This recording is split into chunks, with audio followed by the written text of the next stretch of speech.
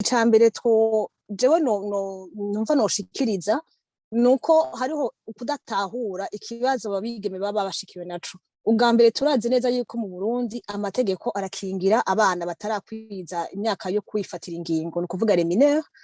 Mwene abo bana rero iyo bashitse hakaba ikintu bakora nk'ivyo, dufate ko murabizi ko gutwara imbanyi haba hariho ikintu cabaye avant, ni ukuvuga haba hariho imibonano mpuzabitsina iba yabaye imbere yaho. Mugabo ku mwana atarakwiza imyaka 18, amategeko y'u Burundi aremeza yuko uwo mwana aba yafashe ku nguvu kuko ntabaragera kwifatira ingingo. Jewe rero ico nshikiriza nuko hariho kudatahura neza ikibazo abo bana baba bagize. Ikibazo ca mbere, hariho ibintu bataba bazi bijanye n'amagara ajanye n'irondoka, kuko mu mico y'ikirundi abigeme n'abakenyezi barafise ikintu, hari ikintu citwa tabu gituma badashobora kumenya neza ibijanye n'amagara ajanye n'irondoka kiretse ku muntu yubatse. Ingaruka yazo rero nizo, nuko uzubona abana batwaye imbanyi batazifuje.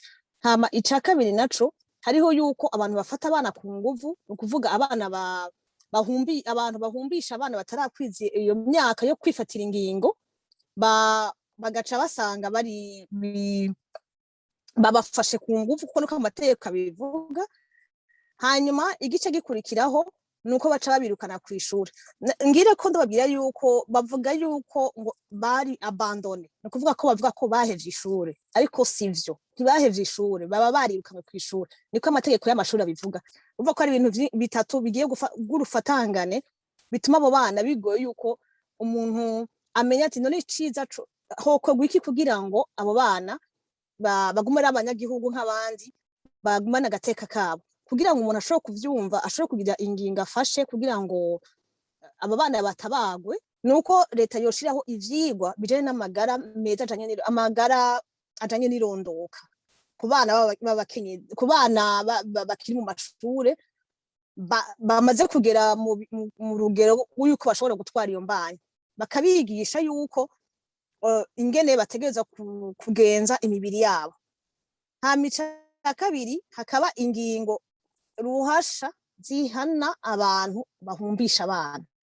Ico saba nuko hohagarikwa uko guhana umuntu kubera yahohotewe. Hanyuma mugabo abigeme nabo bakiga ko imibiri ni yabo, nibo bategereza kumenya uko bayifata, bakamenya yuko umwana kuva agiye mu tinyanka arashobora gutwara imbanyi atayifuje. Uko amenya yuko kuva uwo mwanya mu mashure, mu bigo nderabuzima baba bakwiye kubigisha uko imibiri yabo ikoze n'ingaruka zishobora kubashikira.